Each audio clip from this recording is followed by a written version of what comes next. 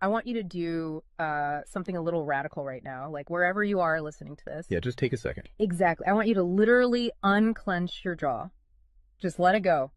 Drop your shoulders. Most of us don't even realize we're tensing up, you know? Right. And look, I don't care if you just finished, a grueling 12-hour shift on the hospital ward, or if you just stepped off a loud, dusty job site. Or even if you're just mentally exhausted from staring at screens all day long. Leave it at the door. It's over.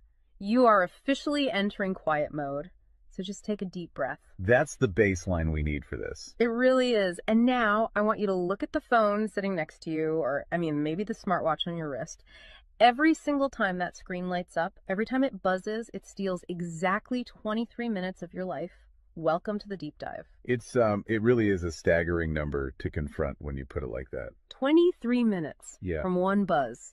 Yeah, because we tend to measure interruptions in like the seconds it takes to glance at a screen, right? Whoa! We completely ignore the massive cognitive debt we incur the moment we look away from our deep work. And that cognitive debt, that is exactly the central target of our mission today. Okay, let's unpack this.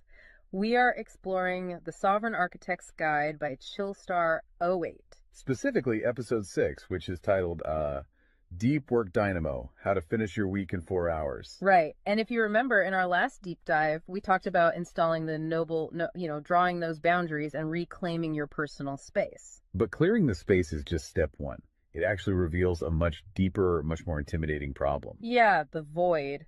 What are we actually supposed to be building in that silence we just fought for? Because if we don't have a blueprint, the noise of the world is just going to rush right back in to fill it. Oh, for sure. We have this natural horror of a vacuum.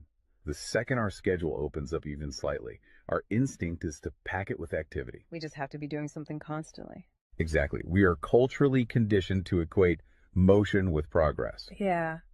But Chillstar 08 introduces a really brilliant distinction here. She talks about the trap of idling. I love this concept so much.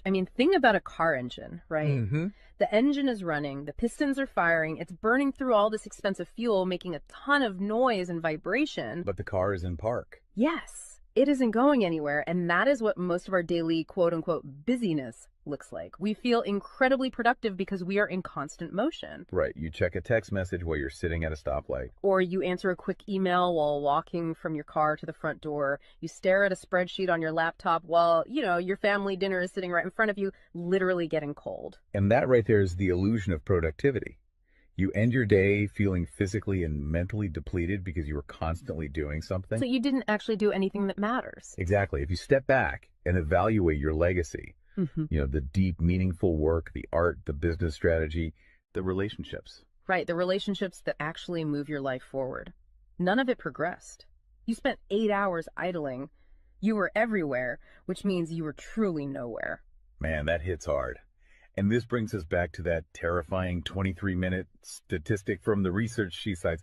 I don't want to just gloss over this. No, we definitely shouldn't. Because understanding the mechanism behind it is crucial. Why does a 5-second distraction cost us almost half an hour? It basically comes down to how our prefrontal cortex manages working memory. Your brain is not a computer processor that can just run multiple applications in parallel. Right. We can't actually multitask. Exactly. When you are doing deep work, say writing a complex proposal, your brain loads this massive fragile web of context into your working memory. Like holding all the pieces of a puzzle in your hands at once. Yes. You're holding multiple variables, ideas, tones all at once. So when your phone buzzes and you glance at a text from your partner asking about groceries, your brain is forced to execute a context switch. So it has to dump all the proposal data just to load the grocery data. It literally flushes the working memory buffer, yeah. It has to process the new rules and the emotions associated with that text message. Wow. And then when you turn back to the proposal, you cannot just pick up where you left off. Your brain has to laboriously rebuild that entire web of context from scratch. Oh, I hate that feeling. Were you just staring at the screen like, what was I even saying? Right. It has to retrieve the thread of your argument. Remember the tone you were using, recall the variables. That rebuilding process takes an average of 23 minutes of cognitive effort, And it burns a ton of energy doing that, right? massive amounts of glucose. That explains so much. I mean, that is why people hit 5 p.m. and feel physically exhausted, almost sick to their stomachs. Even if they've just been sitting in a really nice ergonomic chair all day. Exactly. They haven't been doing deep work. They've been doing cognitive gymnastics, just constantly flushing and reloading their working memory. They are burning fuel just to stay in park. So, okay, let me bring in what I like to call the transformer concept here. Because our focus is like an electrical grid. If you have, 50 browser tabs open, you are leaking energy as raw, unusable heat rather than concentrated light. That's a great way to look at it. So if we are all acting like our focus is this cheap renewable resource, how do we stop being what Chillstar '08 calls a subject to the pings of the world? I mean, how do we actually become the architect of our attention? Well, what's fascinating here is how she frames the philosophical shift we need. She says utility does not equal value. Oh, say that again. Utility does not equal value. Right. In the modern workforce, we have been completely conditioned to believe that being constantly available makes us valuable. Like if you answer a Slack message in 3 seconds, you're the hero. Exactly. You are praised as a good worker. Or if you jump on a Zoom call with like 5 minutes notice, you're a team player. But that is just utility. I mean, being highly available makes you a commodity. You're like a human router just passing information back and forth. And routers are easily replaced. True sovereignty, true value comes from being impactful. You simply cannot make a deep, lasting impact if your attention is constantly fractured by the agendas of other people. Yeah, when you operate like that human router, you are spending your finite, precious Mondays executing someone else's script. You're a subject to the pings of the world. Okay, so we know the biology of why this destroys our focus, and we understand the philosophical trap of, trying to be too available, but how do we actually fix the mechanics of our workday? We have to build the deep work dynamo. Right. So think of your attention like water pressure. If you poke 50 tiny holes in a garden hose, open browser tabs, email notifications, group chats. The water just trickles at the end. Exactly. You cannot wash a car with a trickle. You're just making the driveway wet. That's true. So the Dynamo Audit she lays out, it's about putting a high pressure nozzle on that hose. It narrows the opening to create a stream powerful enough to actually blast through the dirt. And the first step in that audit is auditing the physical environment itself. She calls it analyzing your signal to noise ratio. Okay, so visualize your workspace right now. She asks you to determine if it is a sanctuary or a transit hub. Let's be honest. Most of us are operating in transit hubs. A transit hub is a place of constant arrival and departure. People walking by, announcements over the loudspeaker, just a blur of motion. Yeah, and you can't build a legacy in a train station. But we need to push past the basic phones are distracting advice, right? Because our listeners already know that. Oh, absolutely. Chillstar '08's rule is much more brutal than that. She says if the phone is even sitting on your desk, even face down, it is acting as a parasite on your cognitive grid. A parasite, just by being in the room. The research supports this entirely, by the way. The mere presence of a smartphone in your visual field, even if it is completely powered off, measurably reduces your cognitive capacity. Because your brain is having to actively expend energy to ignore it, right? Exactly. It is running a background process that just keeps saying, don't check the phone, don't check the phone. That is energy being actively stolen from your primary task. So sovereignty literally begins the moment you physically remove the device from the room, put it in a drawer down the hall. Close the door. Make the physical environment quiet. But okay, let's say you've done that. That doesn't stop your own brain from creating internal noise, right? Like trying to juggle 5 projects at once.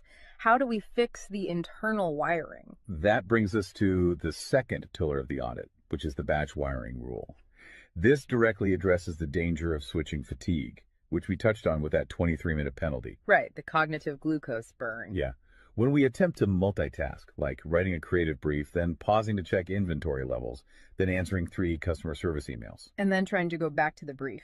Right. We are grinding our mental gears to dust. We are switching between entirely different cognitive states. Because creative writing uses a completely different part of the brain than calculating inventory, obviously. They require entirely different operating frequencies. So the batch wiring rule dictates that you must group similar tasks together based on their cognitive load. Okay. And you do not switch the current until that specific type of work is completely done. You do all your deep analytical thinking in one high voltage burst. And then you save all your reactive administrative stuff for a separate lower voltage block later in the day. Precisely. It's all about staying in one gear. Like if you are driving up a really steep hill, you don't constantly shift between first gear and fifth gear. You lock into the gear that provides the right torque and you just ride it out. That's a perfect analogy. But okay, here's where it gets really interesting. This leads to the third pillar of the audit, and this is where I actually need to seriously push back on the source material a bit. She calls this the zero access window. Ah, yes. This is usually where the resistance starts for people. Because it sounds impossible for a normal person. She says you cannot just plan to be focused, right? You have to legally schedule it. You have to lock in one sovereign hour. Yeah, 1 hour where you are legally dead to the outside world. No boss, no family, no, hey, do you have a second for a quick question? Just you and the blueprint. It's extreme, yes. But let's do a reality check here. I mean, I see how that works for a solo digital entrepreneur or a freelance writer. But what about someone whose literal job description is to be available? Right, like an IT support specialist. Or a floor manager or a nurse on a ward or even, a parent at home with a toddler. How do they justify just vanishing? It feels like this advice only applies to a very specific, privileged type of worker. That is the most common and, frankly, the most valid hurdle to this entire system. But we really have to look at how the principle scales, and we have to look at the internal psychology of the worker. Okay, walk me through that. First, let's address the context of Chillstar '08's own life. She is not some solitary monk living on a mountain. She is a wife, a mother, and a grandmother. Oh, wow. Okay. Yeah, and she runs a luxury travel agency and a digital marketing business. Her entire professional and personal life is built around communication and client management. She probably receives hundreds of legitimate demands on her attention every single day. So she is really in the thick of it. She isn't just speaking from some ivory tower. Far from it. She implements the zero access window because of those demands, not in spite of them. Now, for the IT manager or the nurse, obviously, you cannot vanish while on active duty if your role is acute response. Right. You can't ignore a burning server or a patient monitor. Exactly. But the principle applies to the deep work surrounding the active duty, the scheduling, the charting, the strategic planning. Even in highly reactive jobs, there is legacy work that gets pushed to the margins. That makes sense. And the challenge isn't just logistical, it is deeply psychological. It's the internal guilt, isn't it? Yes, exactly. People feel like bad employees or bad parents or bad partners when they set a hard boundary. Yeah. We tie our entire self-worth to our responsiveness. We think, if I am not instantly available, I am failing them. Man, that is so true. We feel guilty for taking an hour to ourselves. But setting a zero access window is not about neglecting your family or your team. It is about condensing your high level work into massive, high impact bursts of energy so that you can actually be present later. Wow. Okay. Consider the alternative. If you don't carve out that absolute focus, you end up giving your family or your team partial fractured attention for 12 hours straight. Exactly. You are physically at the dinner table, but mentally you are drafting an email. Or you are sitting on the floor playing with your kid, but you're checking a Slack notification over their shoulder. You are trading constant low quality availability for scheduled high quality presence. It is entirely about communicating boundaries to protect the quality of the time you do give people. You tell your team, look, I am going offline for 60 minutes to finish this crucial report. If the servers literally catch fire, call this specific emergency number. Otherwise, I will address all questions at 11:00 a.m. Right. You aren't vanishing to hide. You are vanishing to get the work done efficiently so you can actually live your life. Which brings us to the ultimate why behind this entire system. Because once you fight through that guilt, once you build this 4-hour fortress, you have to know what it is all for. It's not just about becoming a hyper-efficient robot. No, because if you use these tools just to do more of your boss's busy work or to take on 3 more stressful projects, you have entirely missed the point. You are just speeding up the treadmill. If we connect this to the bigger picture, the destination we are driving toward is a concept she calls passive magnetism. Okay, break down passive magnetism for us, because it sounds a bit abstract. Think of it as the gravity your work generates when it is undeniably good. Most people operate with active desperation. They are loudly networking, constantly posting, aggressively chasing clients or promotions. Just relying on sheer volume to get noticed. Right.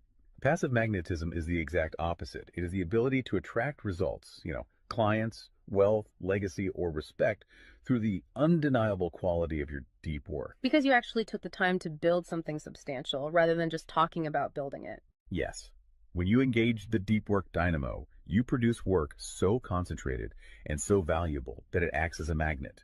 You don't have to chase the market comes to you. And the ultimate prize of achieving that passive magnetism isn't just more work. The prize is time. Time is the ultimate currency. The dream of the sovereign architect is to finish an entire week's worth of business output in just 4 hours. You do this high voltage work often while the rest of the world is literally still hitting the snooze button. You free up the remaining hours so you can go be a traveler, so you can be a creative. So you can be a fully engaged grandparent like Chillstar 08. Exactly. She frames it beautifully in the source text. She says, we wire for silence so we can live in volume. Oh, I love that. We embrace the discipline of the quiet fortress so that our actual lives can be loud, vibrant, and fully experienced. We are finally taking control of the dial.